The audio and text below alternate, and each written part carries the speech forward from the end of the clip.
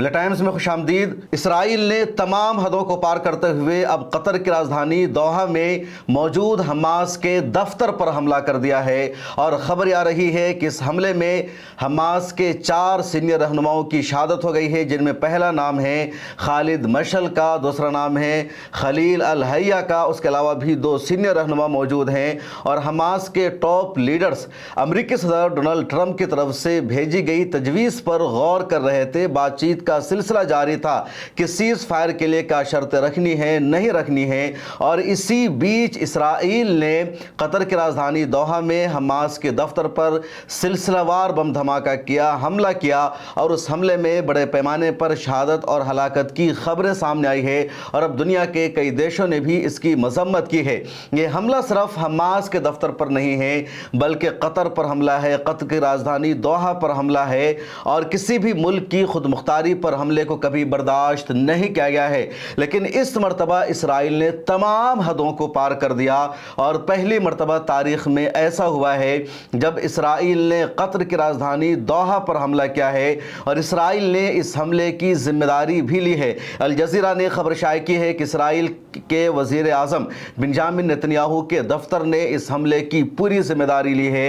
اسرائیل کے کئی منسٹر نے کہا کہ اسرائیل کا حماس کے دفتر پر حملہ کرنے کا فیصلہ بالکل صحیح ہے، اور اب ادھر یہ خبر کنفرم ہو چکی ہے کہ اسرائیل نے ہی اس حملے کو کروایا ہے۔ اسرائیل کے اخبارات نے بھی اس خبر کو شائع کیا ہے، اور قطر کی راجدھانی دوحہ میں قطارہ کا ایک علاقہ ہے جہاں حماس کا دفتر تھا، وہاں یہ حملہ ہوا ہے، اور اس حملے کے بعد پوری دنیا میں ایک نئی لکیر کھنچ گئی ہے۔ اس سے پہلے بھی اسرائیل نے حماس کے رہنماؤں پر حملہ کیا، لیکن حماس کے ان رہنماؤں پر حملہ بیروت میں ہوا ہے، سیریا میں ہوا ہے، یا ایران میں ہوا ہے، قطر میں حملہ نہیں ہوا۔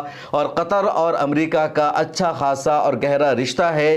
حماس اور اسرائیل کے درمیان جو سیز فائر ہوئے ہیں، یا اب جو بات چیت کا سلسلہ جاری ہے، تو ثالثی کا فریضہ قطر ہی لگاتار ادا کرتا رہا ہے، اس کے ساتھ مصر اور امریکہ رہا ہے، اور بات چیت کے دوران میں ثالثی کے دوران میں قطر پر اسرائیل نے حملہ کر دیا ہے۔ اسرائیل کے میڈیا ہاؤسز نے یہ بھی کنفرم کیا ہے کہ اسرائیل نے اس حملہ سے پہلے امریکہ کو بتا دیا تھا۔ تل ابیب نے واشنگٹن کو باضابطہ انفارمیشن دے دیا تھا کہ اسرائیل کے پاس اب کوئی آپشن نہیں بچا حماس کو ختم کرنے کا، اور آخری آپشن یہی بچا ہے کہ حماس کی جو ٹاپ لیڈرشپ ہے، حماس کی جو اعلیٰ قیادت ہے، اس پر حملہ کیا جائے، اس کو نشانہ بنایا جائے، اور اس لیے قطر کی راجدھانی دوحہ میں موجود سینئر رہنماؤں کو نشانہ بنایا گیا ہے۔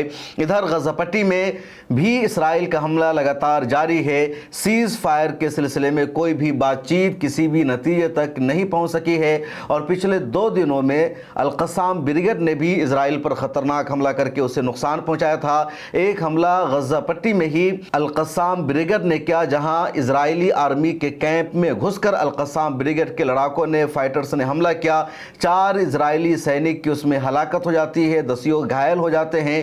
اس کے علاوہ 2 فلسطینی نوجوانوں نے یروشلم میں حملہ کیا، جہاں 2 گن مین نے فائرنگ کی، اور اس فائرنگ کے نتیجے میں اب تک 6 کی ہلاکت ہو چکی ہے، اور 15-16 سے زائد زخمی بتائے جا رہے ہیں۔ اس کے علاوہ بھی جھڑپوں کے جو واقعات ہیں لگاتار سامنے آ رہے ہیں، لیکن یہ جو اسرائیل کا حملہ اور اٹیک ہے، اس کو سب سے زیادہ بزدلانہ حملہ بتایا جا رہا ہے۔ العربیہ نے ایک رپورٹ شائع کی جس میں بتایا گیا کہ قطر میں مذاکرات کرنے کے لیے، ڈائیلاگ کرنے کے لیے جو وفد موجود تھا، اس پورے وفد کو ہی نشانہ بنایا گیا، اور اس میں خلیل الحیہ اور خالد مشعل کے علاوہ زہرا جبارین کو بھی نشانہ بنایا گیا، اور ان سب کی شہادت ہو گئی ہے۔ اسماعیل ہنیہ کے بعد خالد مشعل ہی سب سے اہم رہنما حماس کے مانے جاتے تھے۔ خالد مشعل کو اس سے پہلے بھی کئی مرتبہ اسرائیل نے نشانہ بنایا، ان کو قتل کرنے کی کوشش کی، لیکن اسرائیل کو، موساد کو اپنے ایجنڈا میں کامیابی نہیں مل سکی۔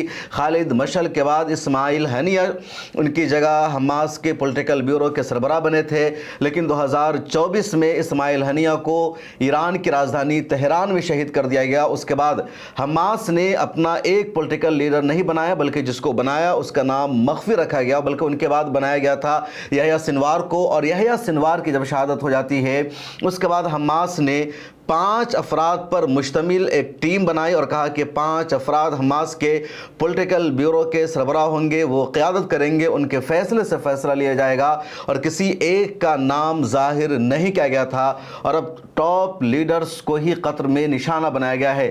قطر نے پہلے ریئیکشن کے طور پر اسرائیل کے اس حملہ کی شدید مذمت کی ہے۔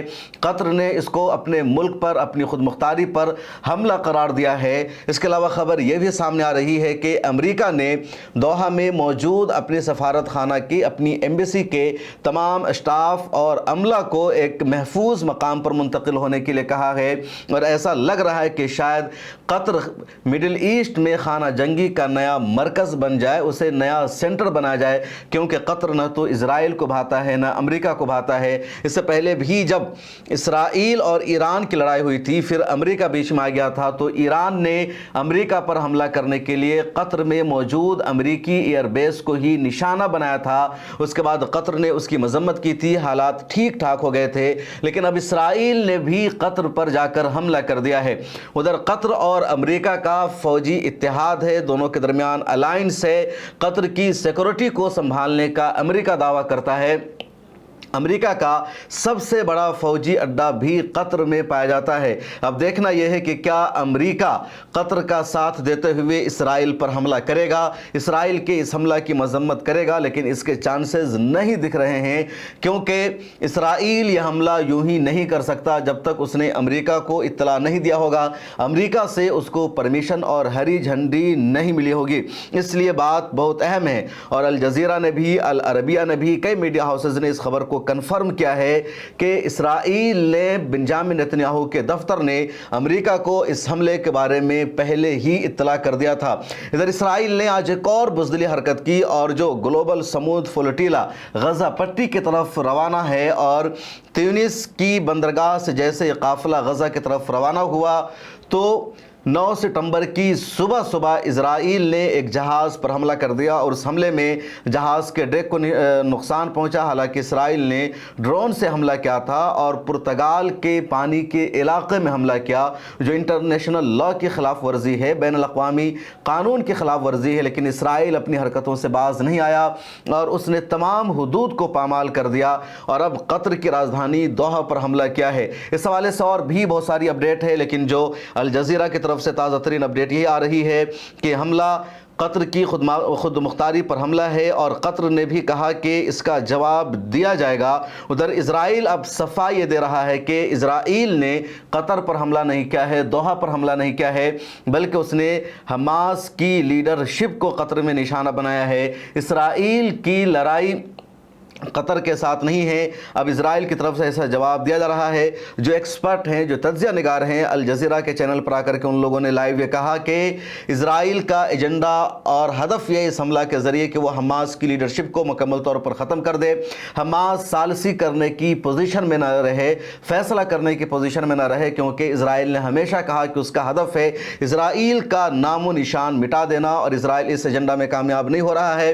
تب اس نے تمام لیڈرز کو ایک ساتھ نشانہ بنایا، لیکن اس کے باوجود اسرائیل کو اپنے اس ہدف میں کامیابی نہیں مل سکتی ہے، کیونکہ حماس کی جو لیڈرشپ ہے تو کئی لیئرز میں موجود ہے، اور اگر لیڈرز کا ایک کارواں، ایک قافلہ ختم ہوگا، ان کی شہادت ہوگی، تو دوسرے لوگ ان کی جگہ لینے کے لیے تیار ہیں، اور غزہ پٹی میں پچھلے 2 سالوں سے یہی ہو رہا ہے۔ اگر کسی ایک کمانڈر کو شہید کیا جاتا ہے تو فوراً دوسرا کوئی ان کی جگہ لے لیتا ہے۔ لگاتار یہ چیزیں سچ ثابت ہو رہی ہے۔ جب اسماعیل ہنیہ کی شہادت ہوئی تھی تو اسرائیل کو یہی لگا تھا کہ اب حماس کا وجود مٹ جائے گا اور حماس کی طاقت ختم ہو جائے گی۔ اس کے بعد جب یحییٰ سنوار آئے تو انہوں نے اور زیادہ سخت آپریشن شروع کر دیا اسرائیل کے خلاف۔ اس کے بعد یحییٰ سنوار کو شہید کر دیا گیا۔ تب اسرائیل کو لگا کہ اب ہمارا مشن اور ہدف پورا ہو چکا ہے، حماس میں القسام بریگیڈ میں اب لڑنے کی صلاحیت باقی نہیں بچی ہے۔ لیکن القسام بریگیڈ نے اس کے بعد اور سخت اور جارحانہ رویہ اپنایا नायाब मोहम्मद ज़ैफ को शहीद किया गया, उसके बाद भी इसराइल के ही एटीट्यूड था। तो लगातार जो इसराइल के ख़िलाफ़ हमास का ऑपरेशन है वो सख्त होता जा रहा है। इधर एक और ख़बर अल जज़ीरा पर आई है और ताज़ा तरीन अपडेट ये है कि यूएस मिलिट्री की जो रीजनल ऑफिस है उसने भी कहा कि वो इसराइल के हमले के बारे में उनको ख़बर नहीं थी, वो आगाह नहीं थे। ये ऐसा कहा जा रहा है, लेकिन सच्चाई यही है कि इसराइल ने अमेरिका की परमिशन से ही हमला किया है और अब अमेरिका अपने आप को बचाने के लिए कतर के साथ उसका रिश्ता न बिगड़े इस तरह झूठ बुलवाया जा रहा है कि regional US military official says they were not made aware of Israeli attack, को इसराइल की स्ट्राइक से बाखबर नहीं थे। इस खबर में इतना ही, आगे मजीद तफसील हम आपको बताते रहेंगे। मिलर टाइम्स को देखते रहिए और हमारी सब्सक्रिप्शन भी ले लीजिए। यहाँ QR कोड मौजूद है, इसे स्कैन कीजिए और डिस्क्रिप्शन में लिंक मौजूद है, उस पर क्लिक कीजिए। मिलर टाइम्स की वेबसाइट खुलेगी, वहाँ 99 to 99 या दूसरा प्लान मौजूद है, उसमें से कोई भी एक प्लान आप ले लीजिए। मुलाकात होगी अगली वीडियो में, अपना ख्याल रखिए, अल्लाह हाफिज़। मिल्लत टाइम्स आपके लिए लेकर आया है सब्सक्रिप्शन प्रोग्राम। डिस्क्रिप्शन में मौजूद लिंक पर क्लिक करें या यहाँ दिया गया QR कोड स्कैन करें, जिसके बाद एक पेज खुलेगा जहाँ आप 99 रुपये का या कोई दूसरा प्लान चुन सकते हैं। फिर सब्सक्राइब नाउ पर क्लिक करें, उसके बाद अपना ईमेल, फ़ोन नंबर और नाम दर्ज करें और प्रोसीड पर जाएं। एक नया पेज खुलेगा जहां आपको अपना UPI ID डालना है। फिर फ़ोन पे, गूगल पे या पेटीएम पर जाएं और वहां जो नोटिफिकेशन आया है उसको ओके कर दें।